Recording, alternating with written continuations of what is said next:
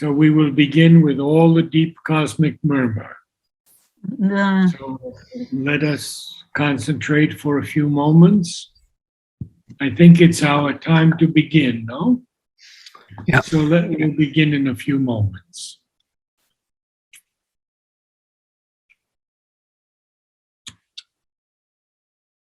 All the deep cosmic murmur falling still. He lives in the hush before the world was born.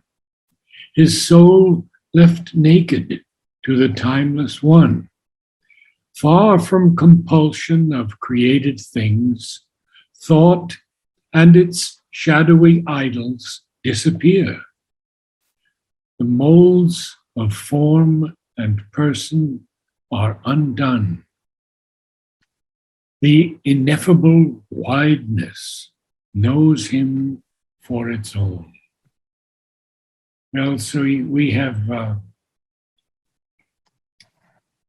to go back a little bit to see that Ashwapati has mounted burning like a cone of fire.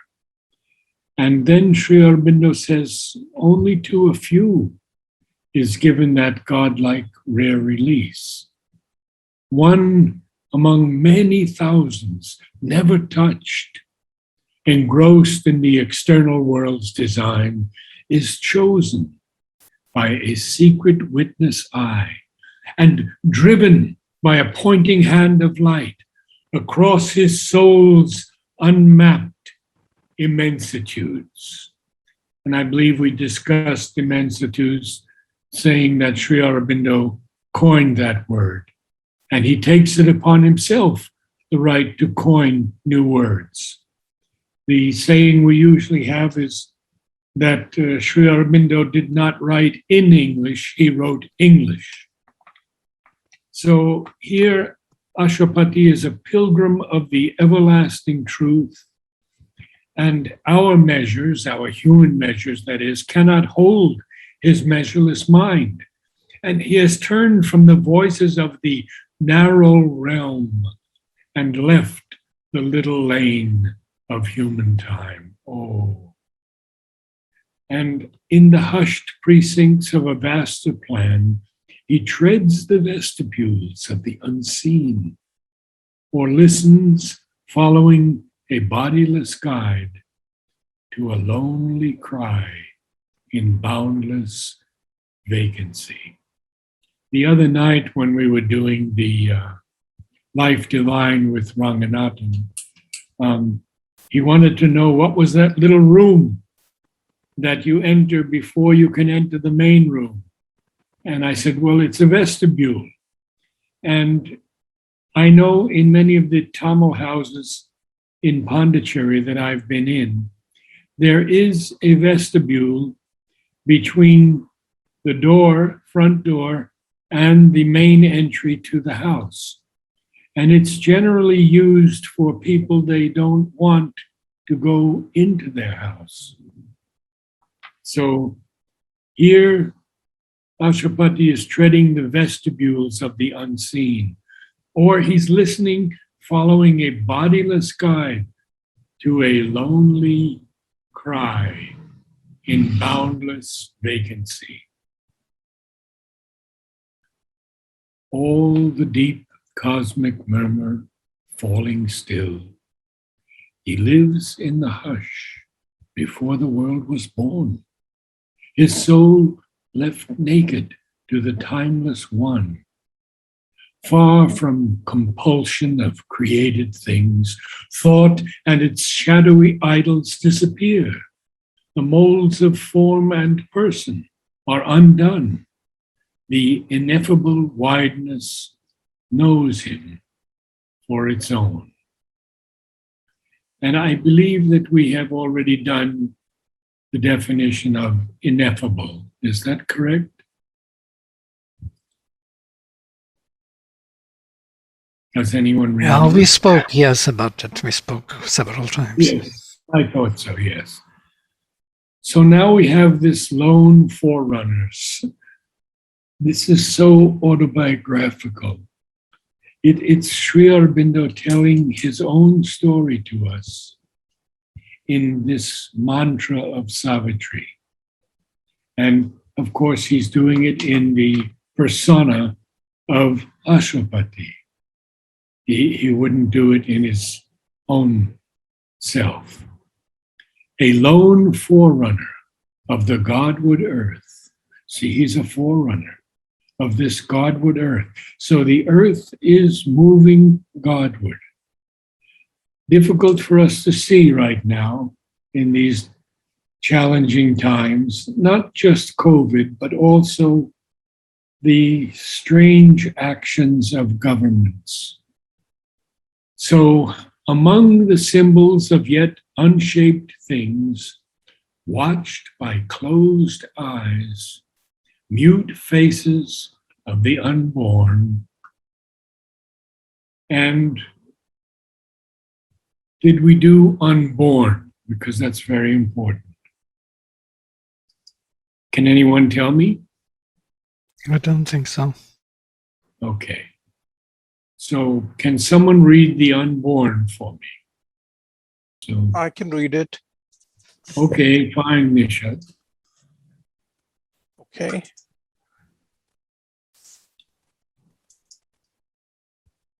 Sri Aurobindo from the Life Divine. By attaining to the unborn, beyond all becoming, we are liberated from this lower birth and death. By accepting the becoming freely as the divine, we invade mortality with the immortal beatitude and become luminous centers of its conscious self-expression in humanity. Yes, I'd like you to try and read that a little bit more correctly. Beatitude, of course, it's pronounced beatitude, but we want to get the feeling of attaining to the unborn that is beyond all becoming.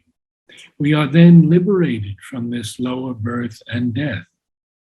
And by accepting the becoming freely as the divine, we invade mortality with the immortal beatitude. We invade mortality with the immortal beatitude and become then luminous centers of its conscious self-expression in humanity. Will you try it again? Sure. From the Life Divine, by attaining to the unborn, beyond all becoming, we are liberated from this lower birth and death. By accepting the becoming freely as the divine, we invade mortality with the immortal beatitude and become luminous centers of its conscious self-expression in humanity. Much better. Continue on, please. From Gita, the Life Divine. An end have these bodies of an embodied soul that is eternal. It is not born, nor dies, nor is it that having been, it will not be again. It is unborn, ancient, everlasting. It is not slain with the slaying of the body. As a man casts from him his worn out garments and takes others that are new, so the embodied being casts off its bodies and joins itself to others that are new. Certain is the death of that which is born, and certain is the birth of that which dies. From the Letters on Yoga. The Jivatman is for me the unborn, who presides over the individual being and its developments, associated with it, but above it, and them, and who by the very nature of his existence knows himself as universal and transcendent, no less than individual, and feels the divine to be his origin, the truth of his being, the master of his nature, the very stuff of his existence. From the Letters on Yoga. It is necessary to understand clearly the difference between the evolving soul, psychic being, and the pure Atman, self or spirit. The pure self is unborn, does not pass through death or birth, is independent of birth or body, mind or life, or this manifested nature. From the Essays on the Gita, the divine is the unborn eternal who has no origin.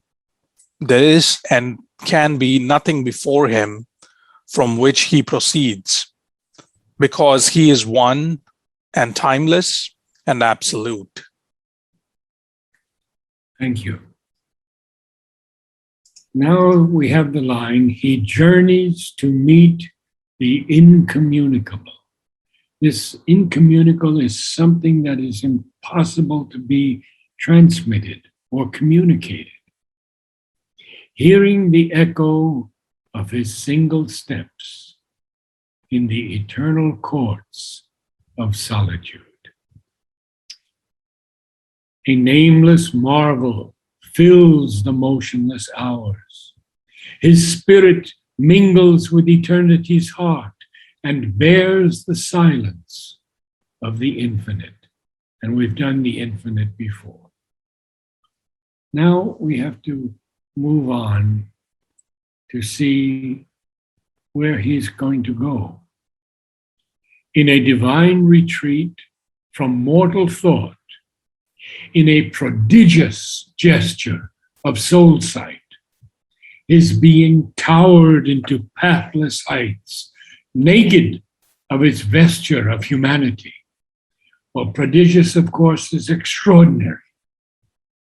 In a prodigious gesture of soul sight. And then we have naked of its vesture of humanity. The vesture here is a covering, like a garment. And so we have completed that page, and we have to go on now to the next one. Page 81. And I'll get there in a moment.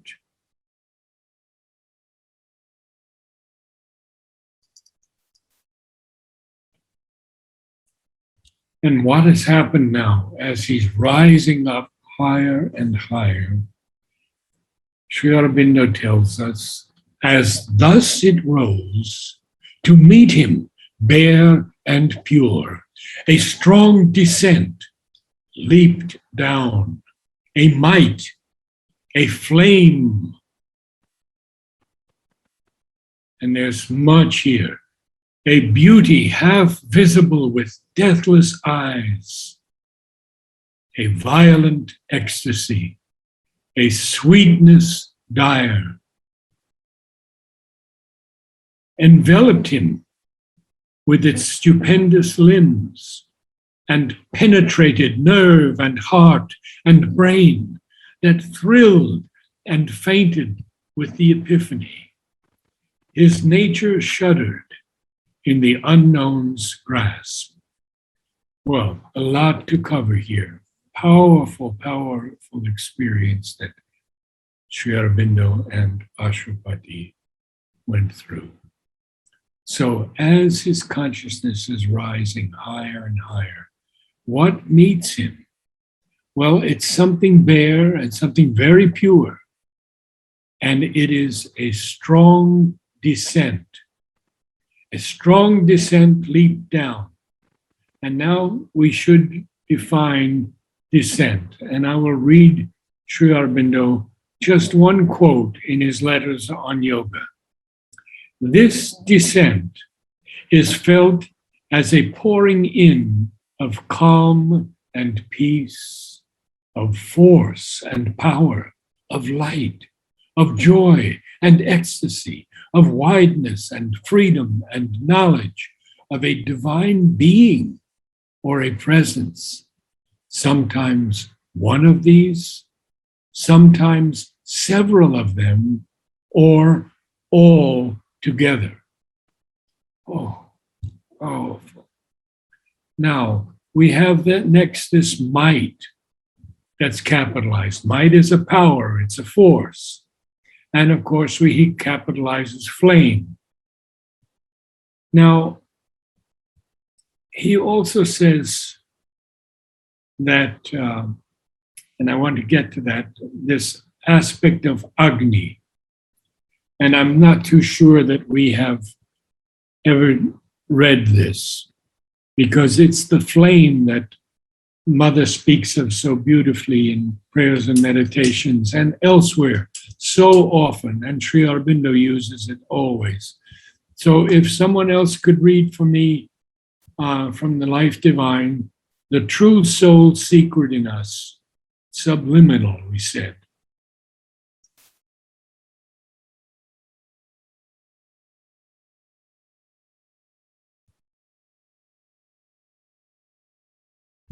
Well, let me read that then. The true soul, secret in us, subliminal, we have said. But the word is misleading, for this presence is not situated below the threshold of waking mind, but rather burns in the temple of the inmost heart, behind the thick screen of an ignorant mind, life, and body. Not subliminal, but behind the veil. This veiled psychic entity is the flame of the Godhead, always alight within us. Notice that, always alight within us. This means in every soul, this flame of the Godhead is always alight within us. It's inextinguishable, even by that dense unconsciousness of any spiritual self within, which obscures our outward nature. Why is that? He continues, it is a flame born out of the divine and luminous inhabitant of the ignorance, grows in it till it is able to turn it towards the knowledge. It is the concealed witness and control, the hidden guide, the daemon of Socrates, the inner light or inner voice of the mystic. It is that which endures and is imperishable in us from birth to birth, untouched by death, decay, or corruption, an indestructible spark of the divine.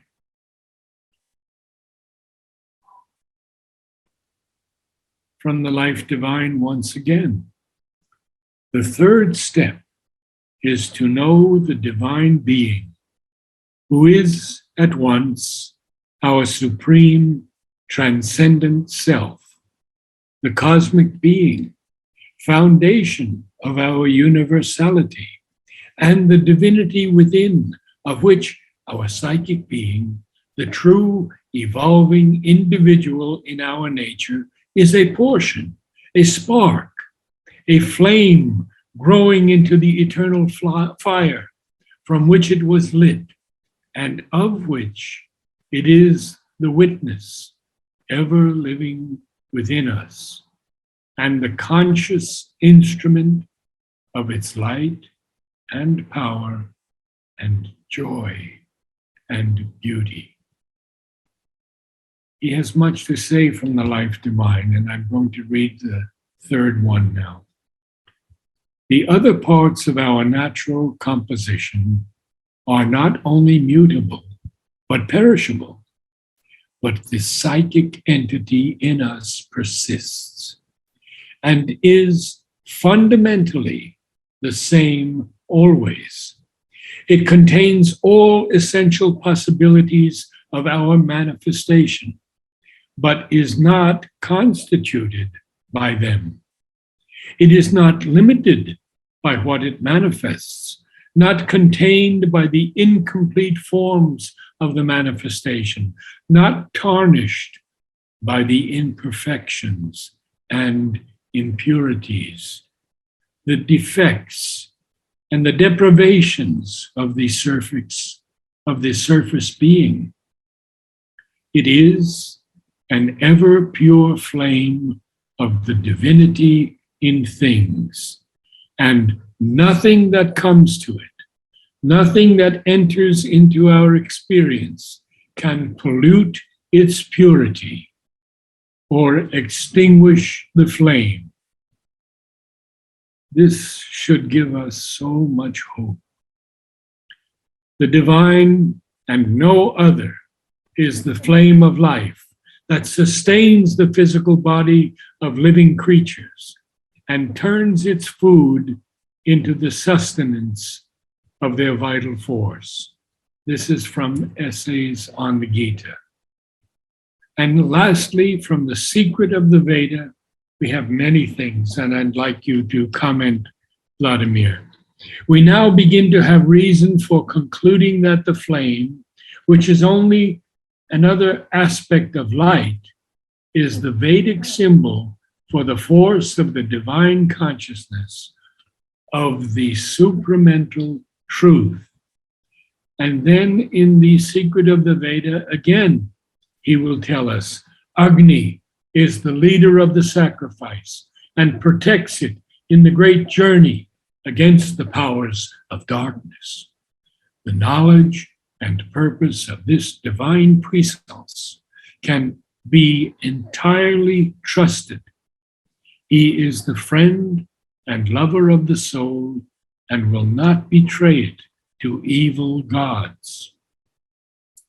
Even for the man sitting far off in the night, enveloped by the darkness of the human ignorance, this flame, Agni, is a light which, when it is perfectly kindled and in proportion as it mounts higher and higher, enlarges itself into the vast light of the truth.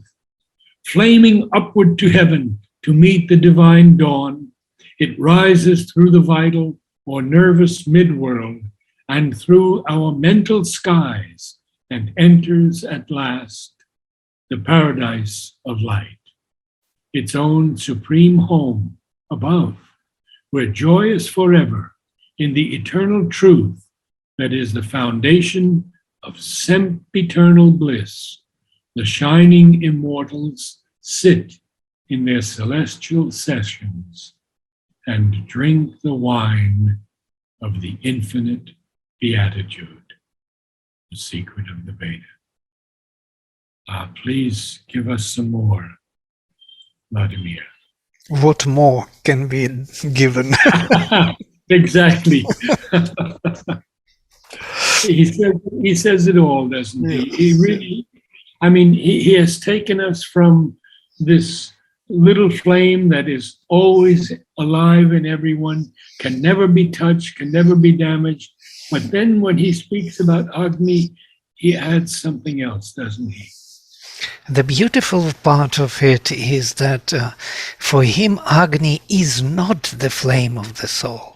And this is, I noticed many times, and this is a big dispute because people are mainly in Sri Aurobindo's cycle, they speak about that Agni is the flame in the heart, it is the psychic flame, and so on and so forth. It is in a way, but at the same time, it is a universal Godhead who is the lover of our soul. It's interesting, he is a lover, he's a protector of the soul. Yes. He is not the soul itself, you see. It's a divine presence in nature.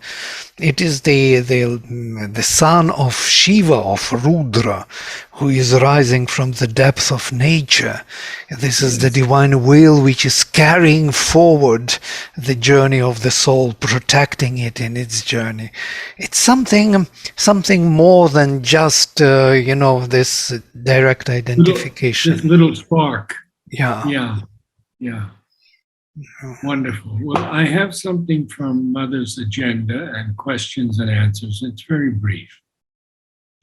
Mother writes in her agenda, and this vibration, which I feel and see, gives the feeling of a fire. That's probably what the Vedic rishis translated as the flame. In the human consciousness, in man, in matter. they always spoke of a flame.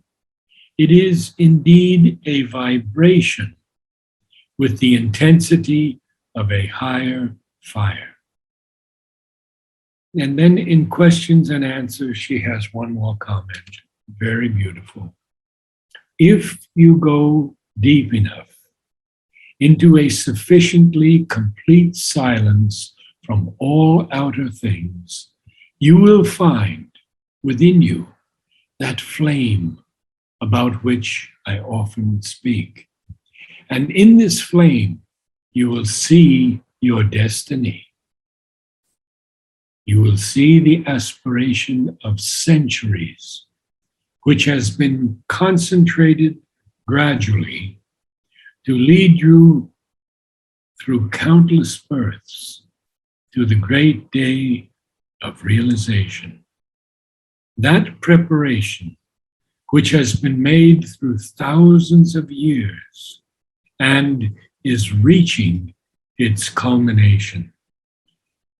Oh, this is so incredible. And we are here at this moment in the Earth's history to partake of this, to clear our souls of all the mental garbage and all the vital cravings and desires, to live in this flame that she speaks of, which has been a preparation made through thousands of years and is reaching its culmination. Why else would Sri Aurobindo and Mother come if this wasn't possible now?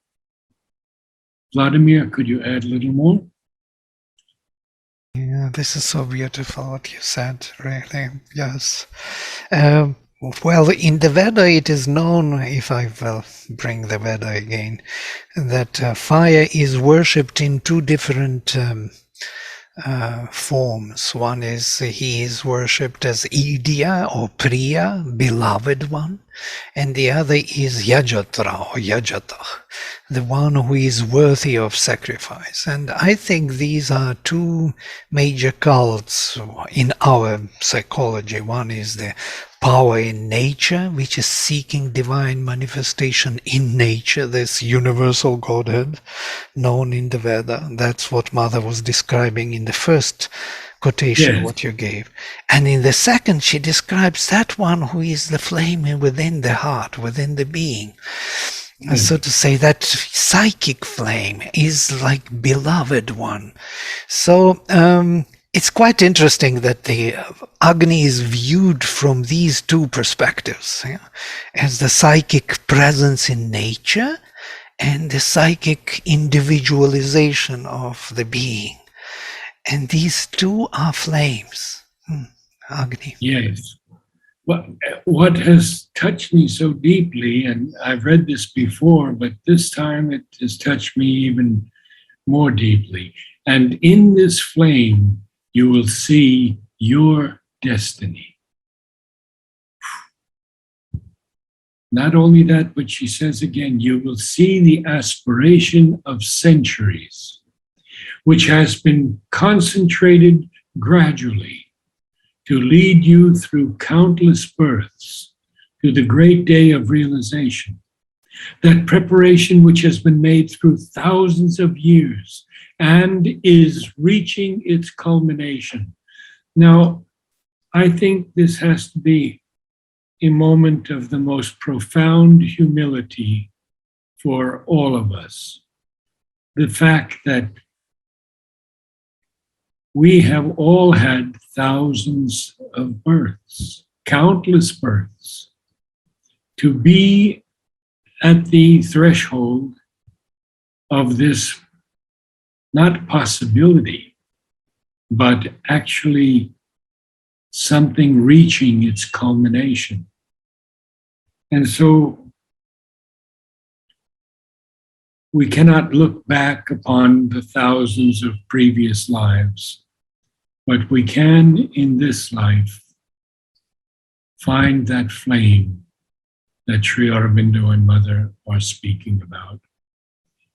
That is behind the heart, no larger than the thumb of man, This is the one flame that Mother speaks about. And then the one that is in matter. And for me, I have felt this flame in matter so many times because it is there in every plant, in every animal, in every bird. I'll just tell you one brief story of which I've written a small poem. One day, a very young wren, and you know the wrens are beautiful singers, comes to my window and he begins to sing to me. And, you know, half his weight was song. He weighed so little. And he finished his song and then gained a little more strength and flew away. It was a moment of such true ecstasy for me. And I felt that flame in this young bird. I have felt it in so many other creatures, and especially in the flowers. So I think I have to say goodnight to you today and take some more rest, but thank you. Namaste all. Namaste. Namaste. Thank you. Namaste.